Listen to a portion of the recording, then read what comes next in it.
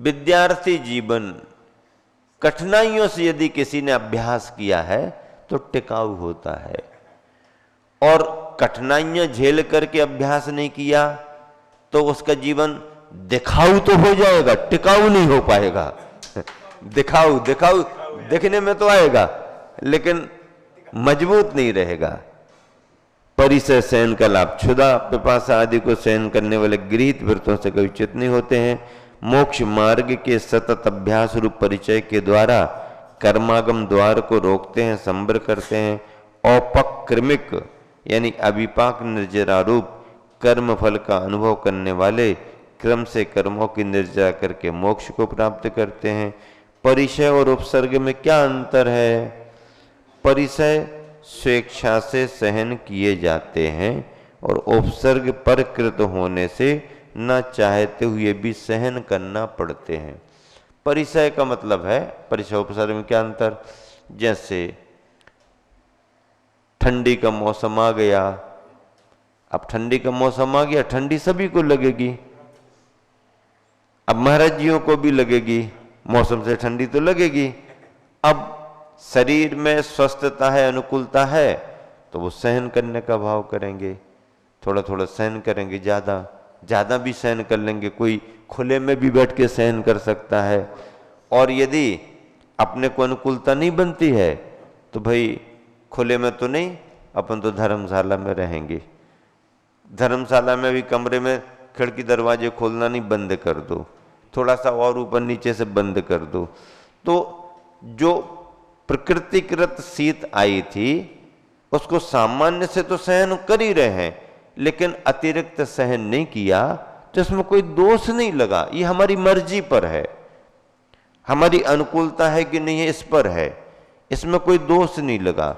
ये परिचय सर्दी गर्मी मच्छरों का प्रकोप है, अनुकूलता नहीं है, आप स्थान बदल लो, आप थोड़ा सा उनका प्रकोप न रहे ऐसा स्थान देख लो, थोड़ा सा अपना बंद रखो ताकि मच्छर अंदर ना आ पाए।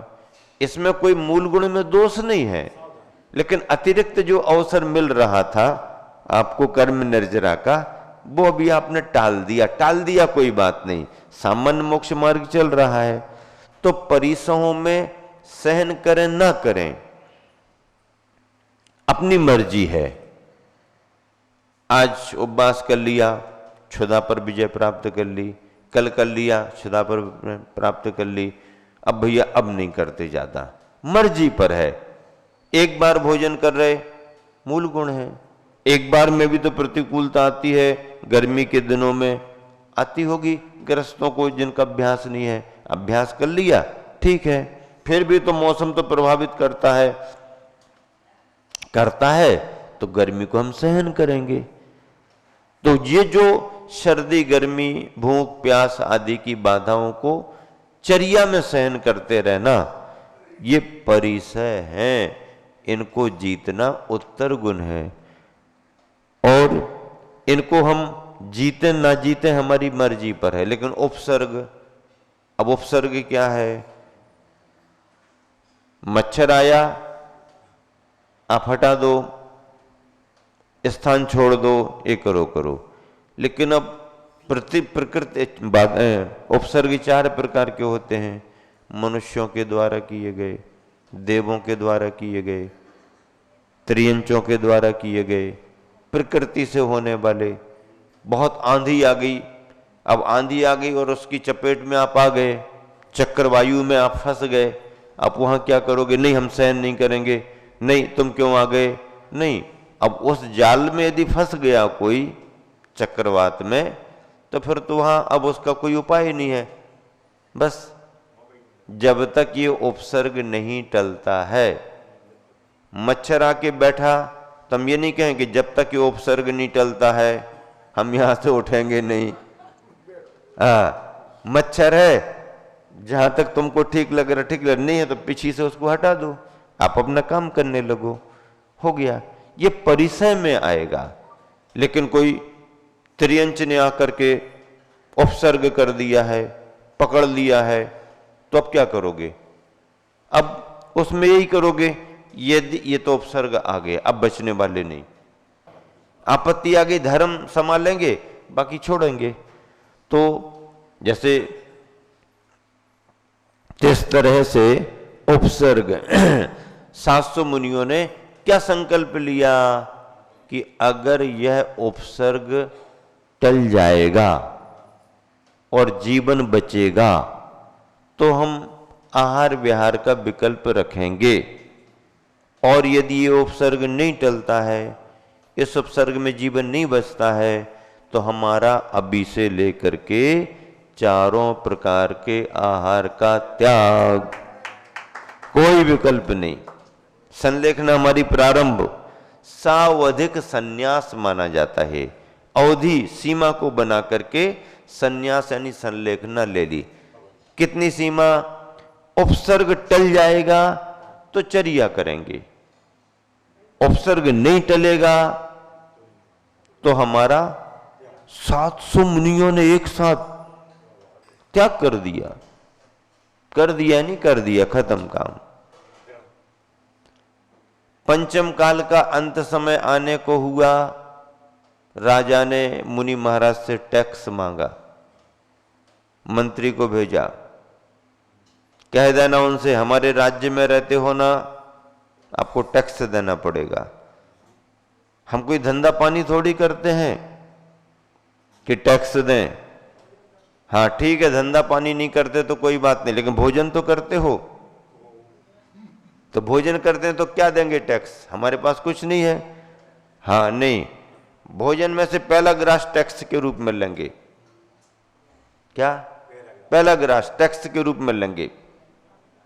वो राजा कल्कि था, अधार्मिक था, नास्तिक था, पहला ग्रास टैक्स में लेंगे। महाराज जी आहार करने गए, मंत्री ने नौकर को आदेश दिया, पहला ग्रास जो दिया ना इनको आहार में, इसको उठाओ, ग्रहण नहीं करना उसको, पहला टैक्स दो। उस ग्रास को उठवा लिया टैक्स में।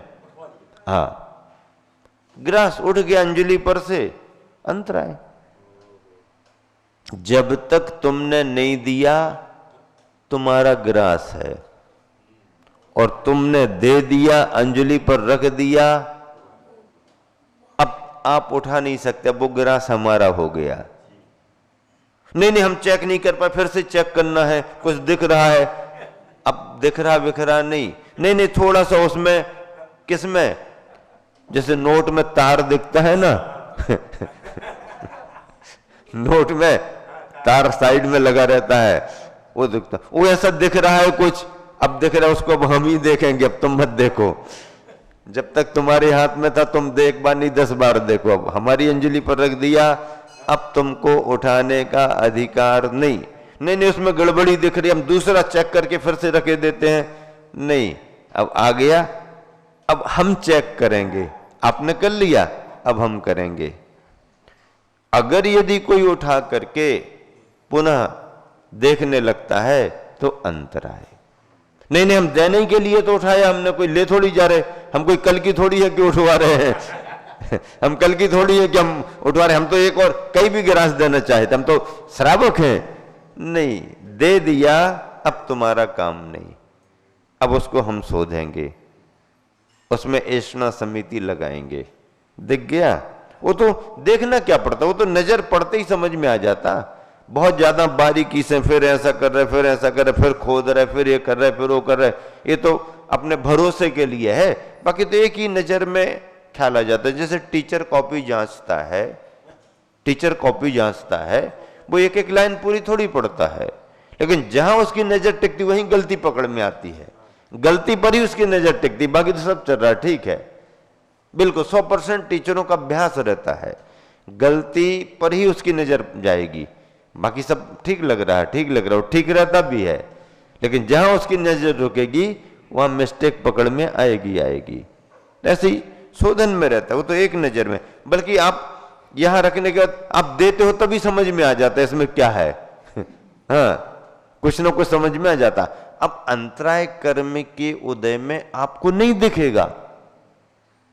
हाँ, कई बार अपना कर्म ऐसा उदय में आता कि हम उसी को देख रहे हैं, हमें नहीं दिख रहा, और सामने वाले जिसको लेना उसको पहले ही से दिख रहा, पहले ही से लिख रहा, पहले ही से दिख रहा। एक महाराज जी ने उदाहरण सुनाया, बीना बारह में थे, गर्मी का समय था। अब वो एक चौकी में गए, अम्मा वगैरह सब थी। अब उन्होंने चम्मच ली, गिलास के बाद में चम्मच से देना शुरू किया। अब वो क्या था, वो औलिया, आंवले का औरिया, हाँ औरिया था। गर्मी में सुपाच्य और शीतलदायी होता है क्योंकि आंवला उसमें मिला है, पर उसकी बनाने की प्रकृति होती है। अभी जब नेमावर हम पहुंचे थे 2019 में, तो शाम को बैयवृत्ति करते करते आचार्य से बात चली किसी औषधि बारे में। तो आचार्य ने कहा देखो ये इस तरफ जो औरिया बनता ना, ये औषधि का काम करता है। क्यों? क्योंकि उसमें आंवला घुल मिल जाता है, घुल मिल जाता। तो अब हम लोग तो सब इसी तरह, हाँ आचार्य और ये बहुत अच्छा वो बनता है, वो बहुत अच्छा। आचार्य का लेकिन उसमें ध्यान रखना पड़ता है, जब तक उसमें मतलब अच्छे से पाक ना हो जाए तब तक वो औरिया नहीं माना जाता। फिर धीरे धीरे धीरे धीरे उसको पकाना पड़ता है ताकि डाला गया आंवले का रस उसमें घुल जाए, ऐसा आचार्य बता रहे। फिर आचार्य कहने लगे सबसे अच्छा वाला औरिया वो होता जिसमें कालापन आता है थोड़ा थोड़ा। हाँ बोले वाइट वाइट वाला वो सही नहीं रहता, उसमें रस ही नहीं गया। वो वाला भले देखने में बोले वो अच्छा नहीं लगे, लेकिन तो ये प्रयोग है। तो औलिया, तो अब उन्होंने चम्मच लेकर के, महाराज औरिया, गर्मी का समय औरिया ले लो, औरिया। महाराज जी की नजर पड़ गई। अब नजर पड़ गई तो उसमें एक बाल ऐसा लगा हुआ था, तो उनकी इच्छा थी महाराज जी की लेने की, लेकिन अब जब चूंकि उसमें लगा है तो नहीं लेंगे। वो सामान लिया नहीं, इसलिए हमें दोष नहीं। बाल लगा रहे उसमें, किसी भी सामान में लगा रहे, या तुम्हारा तुम जानो, यदि वो सामान हमने नहीं लिया तो हमें अंतराय नहीं। यदि हमने एक बार ले लिया वो सामान और फिर दिख गया हमको, फिर वो वाला भले नहीं लिया, लेकिन जो जैसे दाल ले ली, चल रही दाल, और कटोरी में बाल दिख गया, अब वो बाल भले कटोरी में हमारी अंजलि में नहीं है, लेकिन चूंकि वो कटोरी वाली दाल हम ले चुके हैं तो हम उसको देख के अंतराय कर देंगे। आपकी अंजलि में थोड़ी आया नहीं, लेकिन वो सामान तो आ गया, उसको तो हमने ग्रहण कर लिया। ये संबंध का अंतराय माना जाता है। लेकिन हमने यदि वो सामान नहीं लिया तो हमें अंतराय नहीं है। भले तुम्हारी थाली में, तुम्हारे कटोरी में कैसा भी हो, हमने उस सामान को लिया नहीं। देखने के बाद अब वो क्या हुआ, वो चम्मच उन्होंने उसी में फिर रख दी, महाराज जी ने नहीं लिया। फिर गिलास दिया, फिर अम्मा जी ने वही चम्मच उठा ली, महाराज जी बहुत अच्छा है, बहुत अच्छा। अब महाराज जी अंदर अंदर करे, औरिया तो अच्छा है लेकिन अब वो सुनाए मजे ले लेके बोले वो बार बार वो भाई, फिर वो उसके देखने में नहीं आया। हाँ हो सकता है उसका कर्म हो कि वो सामने सामने की चीज भी उसको नहीं दिख रही, हाँ, या उसकी आंखों में उतना स्पष्ट समझ में नहीं आता, अब जो भी हो, लेकिन महाराज जी को दिख रहा। और वो भाई बार बार, अच्छा वो चम्मच का सामान भी चेंज नहीं कर रही, वही ज्यों की त्यों रख दे, वही फिर उठा ले, वही फिर 3-4 बार उसने किया। महाराज जी ने हाथ जोड़े, बोले उमर गया तो एक तरफ रखो, नहीं लिया। बाद में उन्होंने बताया, तो अब यदि सामान नहीं लिया तो अंतराय नहीं, क्योंकि उसमें खाद्य वस्तु का दोष नहीं। तुम्हारे सामान थाली में कुछ भी, हमें क्या लेना। हाँ तो ये है। अब यदि उसकी जगह कोई जीव दिख जाए, चलता हुआ दिख जाए तो अंतराय नहीं, लेकिन मृत जीव दिख जाए तो फिर भले हमारा संबंध नहीं बना, लेकिन मृत जीव दिख गया तो अंतराय कर देंगे। चींटी है, मच्छर है, कुछ भी, हाँ चलते हुए में कोई बाधा नहीं, चलते तो यहाँ वहां निकल जाएगा, कोई बात नहीं है। तो ऐसा है। इस तरह से ये देखो, तिर्यंच गाय यदि छू ले तो हम अंतराय कर देंगे, लेकिन मक्खी आकर के बैठ जाए तो अंतराय नहीं करेंगे। तिर्यंच पंचेंद्रिय है, उसकी शुद्धि अलग प्रकार की, अशुद्धि अलग प्रकार की होती है। मक्खी है, मच्छर है, ये भी कहीं भी बैठ करके आए होंगे, हैं, कोई नहा धो के थोड़ी आए, हम तो हाथ पैर धो करके शुद्धि करके जा रहे, लेकिन वो तो कहीं भी घूम फिर करके, अपने हेलीकॉप्टर है उनका, वो तो कहीं भी बिठा सकते हैं कहाँ लैंड कर जाए, कहीं भी कर जाए। अब वो आके मक्खी बैठ गई, मच्छर बैठ गया, चींटी आ गई, चींटा आ गया, वो शरीर पर भी आ जाए तो उसके स्पर्श से अंतराय नहीं है। वही तो त्रियंच होते हुए भी पंचेंद्री नहीं है, वह विकलत्रय है। विकलत्रय त्रियंच में और संगी पंचेंद्री त्रियंच में अंतर होता है। संगी पंचेंद्री त्रियंच की अशुद्धि मानी जाती है विशेष रूप से। तो ऐसा, तो अब जीव चलता हुआ दिख जाए तो अंतराय नहीं, मरा हुआ दिख जाए तो अंतराय कर देंगे। उपसर्ग, प्रकृति की बाधा, पानी, बाढ़, भूकंप आ जाए, उसकी चपेट में आ गए तो प्रत्याख्यान करना पड़ेगा। जब तक परिस्थिति साम्य नहीं होती है, उपसर्ग नहीं टलता है, तब तक त्याग। टल गया चरिया तो प्रकृतिकृत देवों के द्वारा बाधाएं हो सकती हैं, किसी पर उपसर्ग हो सकता है। कोई पूर्व भाव का बैर स्मरण आ जाए तो क्या है, मुनि बन गए तो बन गए, उसको स्मरण आ गया, उपसर्ग कर सकता है। पारसनाथ पर किया, अनेक मुनियों पर उपसर्ग देवों ने किए। मनुष्य जो विरोधी प्रकृति के होते हैं वो कर सकते हैं, ढेर सारे उदाहरण हैं। तो इन उपसर्गों में क्या विचार करते, टल गया तो ठीक, नहीं टला तो खत्म, ऐसा। तो परिचय और उपसर्ग में अंतर है। अब परिचयों के भेद, क्षुत पिपासा, शीतोष्ण, दंश मशक, नाग्न्यारति, स्त्री निषद्या, नहीं स्त्री चर्या, निषद्या, सय्या क्रोश, बद याचना, लाभ, रोग तृण स्पर्श, मल, सत्कार पुरस्कार, प्रज्ञा ज्ञाना, दर्शनानी। एक बार फिर से मिलाएं, क्षुत पिपासा, शीतोष्ण, दंश मशक, नाग्न्यारति, स्त्री चर्या, निषद्या, सय्या क्रोश, बद याचना, लाभ, रोग, तृण स्पर्श, मल सत्कार, पुरस्कार, प्रज्ञा ज्ञाना, दर्शनानी। नीचे नाम लिखें,